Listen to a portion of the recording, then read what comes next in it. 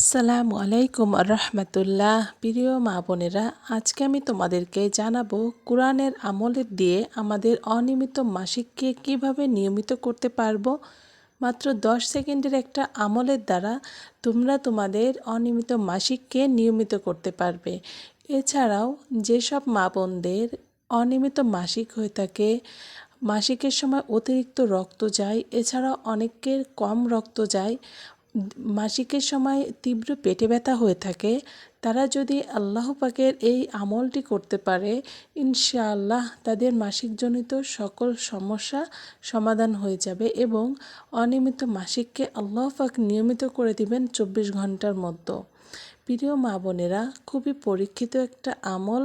এই আমলটি যারা যারা করেছে, ইনশাআল্লাহ তাদের মনের আশা পূরণ হয়েছে এবং অনিয়মিত মাসিককে নিয়মিত করে ফেলেছে। প্রিয় মা বোনেরা, দোয়াটি খুবই ছোট্ট একটা দোয়া। এই দোয়াটি 7 দিন আমল করতে হবে। এই 7 দিনের মধ্যে তোমাদের পিরিয়ড হয়ে যাবে বা মাসিক হয়ে যাবে। এছাড়াও কারো কারো ক্ষেত্রে 24 ঘন্টার মধ্যে মাসিক হয়ে যেতে পারে। সম্মানিত মা বোনেরা, আমলটি কিভাবে করবে আমি এই ভিডিওটির মাধ্যমে তোমাদেরকে জানিয়ে দিব। আগে আমরা দোয়াটিকে সেটা জেনে নেই। দোয়াটি সূরা আল ইমরানের 144 নম্বর আয়াত থেকে নেওয়া হয়েছে। আমি তোমাদের সুবিধার জন্য দোয়াটি স্ক্রিনে লিখে দিয়েছি, এখান থেকে তোমরা লিখে নিয়ে বা মুখস্থ করে ফেলতে পারো। এছাড়াও তোমরা স্ক্রিনশট দিয়েও রাখতে পারো। দোয়াটি আমি যেভাবে বলছি এইভাবে তোমরা পাঠ করবে। বিসমিল্লাহির রহমানির রহিম। ওয়ামা মুহাম্মাদুন ইল্লা রাসূল কদ খলাত মিন কবলিহির রসুল আফা ইম্মাতা আও কুতিলান কলাব তুম আলা আকুবিকুম।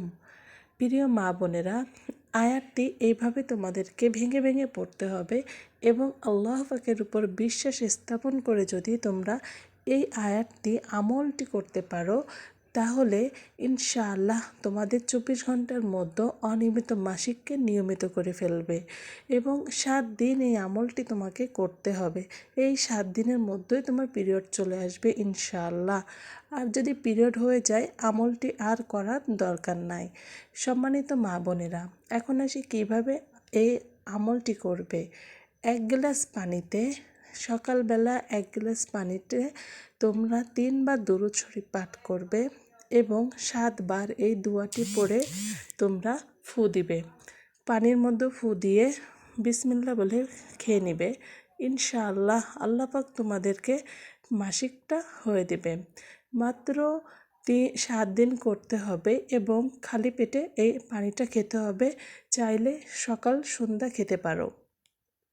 আর যারা বারবার না পড়তে চাও, তারা আয়াতটি আরবিতে লিখে 1 বোতল পানির মধ্যে দিয়ে কাগজটা 1 বোতল পানির মধ্যে চুবিয়ে রেখে দিতে পারো। প্রতিদিন 1 গ্লাস করে সেখান থেকে খেতে পারো।